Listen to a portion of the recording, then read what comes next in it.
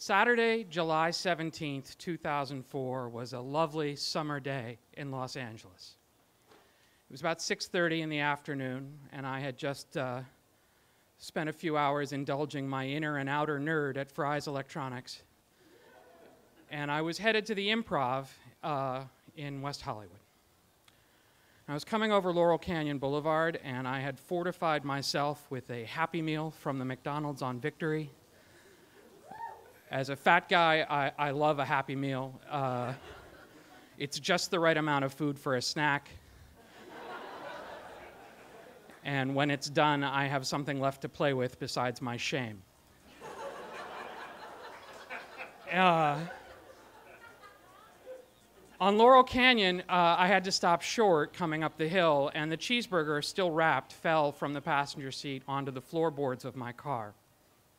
And so I turned off Laurel Canyon onto Mulholland, and then onto a little side street there called Mulholland Terrace. I knew the street well. As an independent computer consultant, I had 2 clients who lived on that street. And I found a little turnaround, opened my door so that I could lean the other way, and get the cheeseburger and everything else off the floor of my car. And I noticed behind the gate of a house that fronted on that turnaround a man, shirtless, khaki shorts, mid-40s, with a garden hose, spraying himself in the face like this. Ah!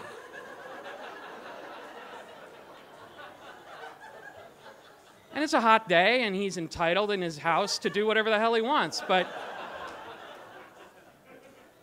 I noticed that all of a sudden the water starts coming over the gate and into the open door of my car. And I thought, it's an accident. So I started to move. I moved down the street a little ways, and he followed me along his property line and kept spraying water in my car.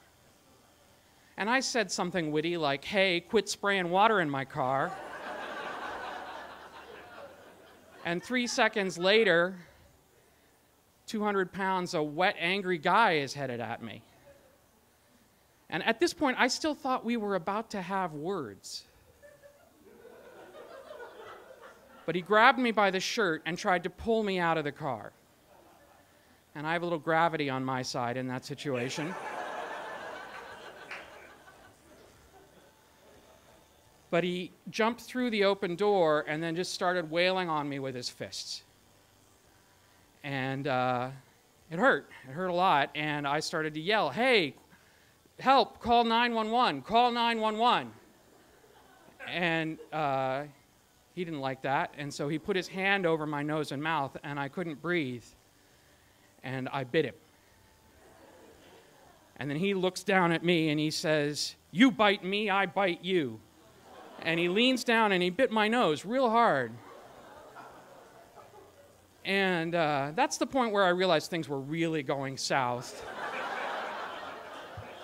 And I took my foot off the brake, because the car had been in gear the whole time. I didn't want to roll into Mulholland blind and get in an accident, but it seemed like the better alternative at that point.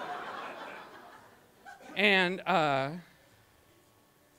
so that made him really mad, and then I just started saying, "I'm not hurting you. Why are you doing this?"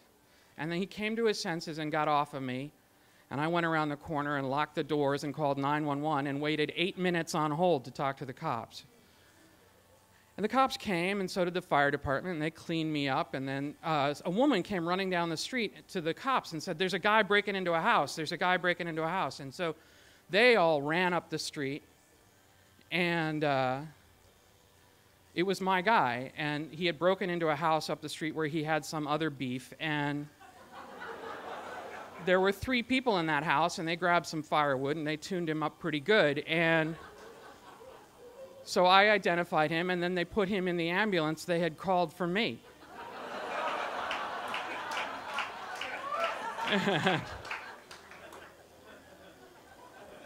He ended up being a rich, crazy guy full of drugs, and so I sued him, and I pressed charges, and I won some money, and he did 1.5 years in jail. And I learned a few things.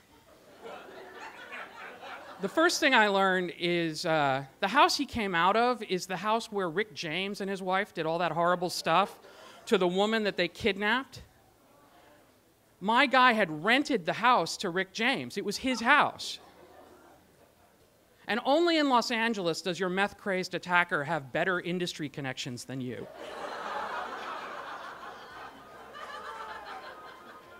The second thing I learned was a new respect for the women I dated, because the whole thing took about 4 minutes, and I had no idea how long 4 minutes with a guy on top of you could feel.